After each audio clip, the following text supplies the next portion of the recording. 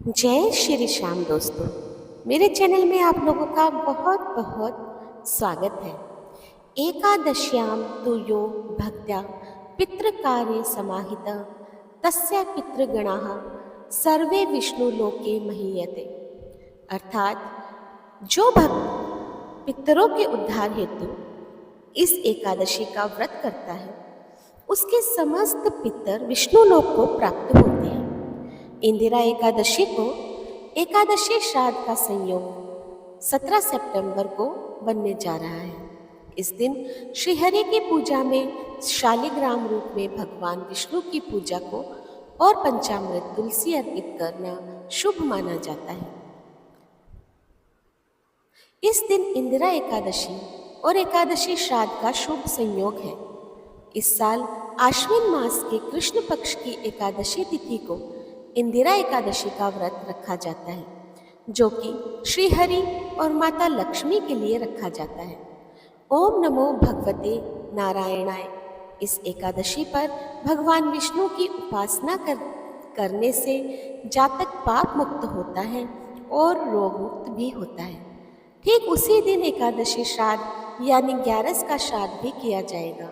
एकादशी श्राद्ध के दिन उन लोगों का तर्पण या पिंडदान किया जाता है जिनकी मृत्यु किसी भी महीने की कृष्ण पक्ष की एकादशी के दिन हुई हो। माना जाता है कि इस दिन जिस मृतकों का श्राद्ध किया जाता है उन पर स्वयं श्रीहरि की कृपा होती है। आश्विन मास की एकादशी तिथि की शुरुआत 17 सितंबर की अर्धरात्रि 12:21 पर होगी और तिथि का समापन भी 17 सितंबर को रात 11:39 पर ही होगा। शिव योग और शिववास का योग भी बन रहा है, जिसके चलते इस दिन कभी भी श्रीहरि की उपासना की जा सकती है। इंदिरा एकादशी का पारण 18 सितंबर को सुबह 6:07 से लेकर 8:34 तक रहेगा। एकादशी श्राद्ध पर पितरों के तर्पण का समय 3 मुहूर्त में रहेगा। कुतुब मुहूर्त सुबह 11:51 से लेकर दोपहर 12:40 तक, रोहिणी मुहूर्त दोपहर 12:40 से दोपहर 1:29 तक और अपराह्न काल दोपहर में 1:29 से लेकर दोपहर 3:56 तक। इस दिन प्रातः काल उठकर स्नान करने के बाद सबसे पहले सूर्य भगवान को जल अर्पित करें। इसके बाद भगवान विष्णु की पूजा करें, जिनके शालिग्राम रूप में पूजा की जाती है। भगवान विष्णु को पीले फूल, फल, पंचामृत और तुलसी दल अर्पित करना शुभ माना जाता है। पूजा के दौरान भगवान का ध्यान करें और उनके मंत्रों का जप करें। भक्तों, चलिए अब शुरू करते हैं इंदिरा एकादशी की कथा। एक समय की बात है, धर्मराज युधिष्ठिर ने द्वारिका में भगवान श्री कृष्ण से निवेदन किया कि हे जनार्दन, हे मधुसूदन, पितृपक्ष में आने वाली एकादशियों में से इंदिरा एकादशी का क्या महत्व है? कृपया मुझे विस्तार से बताइए, जिससे हम सब इसका पालन कर अपने पितरों का उद्धार कर सकें। भगवान श्री कृष्ण ने करुणा भरे स्वर में कहा, हे धर्मराज, बहुत अच्छा प्रश्न किया है तुमने। यह इंदिरा एकादशी पितरों के लिए अमृत के समान है। इसका व्रत करने से मनुष्य अपने पितरों को स्वर्गलोक या विष्णु धाम तक पहुंचा सकता है। इसका महात्म्य मैं तुमसे प्राचीन कथा सुनाकर समझाता हूँ। हे भक्तों, सुनिए। पितृपक्ष का यह पावन अवसर हमारे पूर्वजों के तर्पण, पिंडदान और श्राद्ध का समय है। इसी काल में आने वाली इंदिरा एकादशी का महत्व असाधारण है।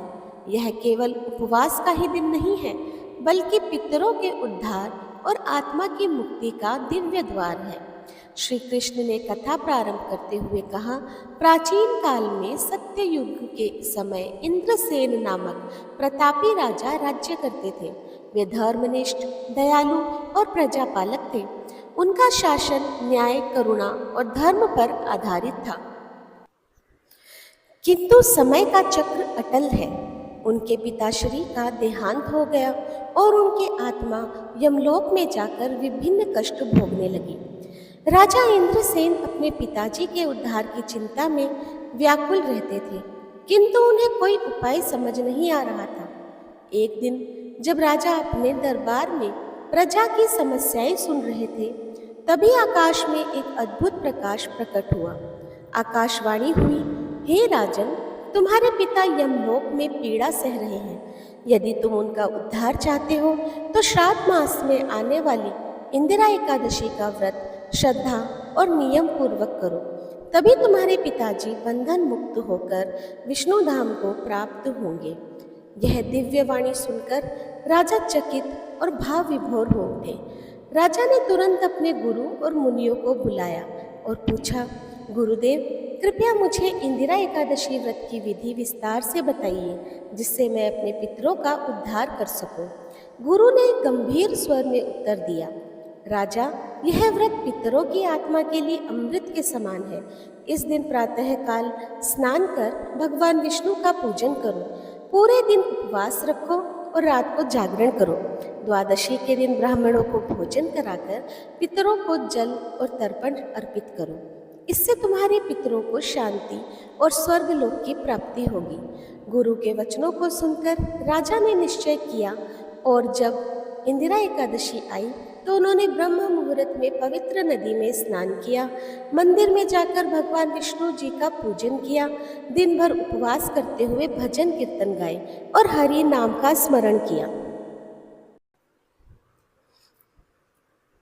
रात्रि को दीपक जलाकर भजन संकीर्तन और कथा श्रवण किया। द्वादशी के दिन राजा ने ब्राह्मणों को आदर पूर्वक भोजन कराया, दक्षिणा दी और श्रद्धा से पितरों को तर्पण अर्पित किया। जैसे ही यह व्रत पूर्ण हुआ, एक अद्भुत चमत्कार घटा। राजा के पिताजी यमलोक से मुक्त हो गए। दिव्य विमान आकाश से उतरा और उन पर बिठाकर विष्णु धाम को ले गया। उस क्षण आकाश से पुष्पों की वर्षा हुई और देवताओं ने राजा की स्तुति की।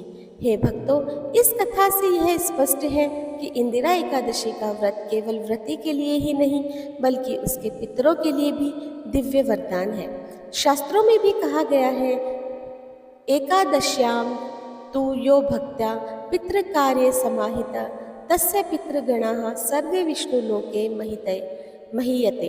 अर्थात जो भक्त पितरों के उद्धार हेतु इस एकादशी का व्रत करता है, उसके समस्त पितर विष्णु लोक को प्राप्त होते हैं।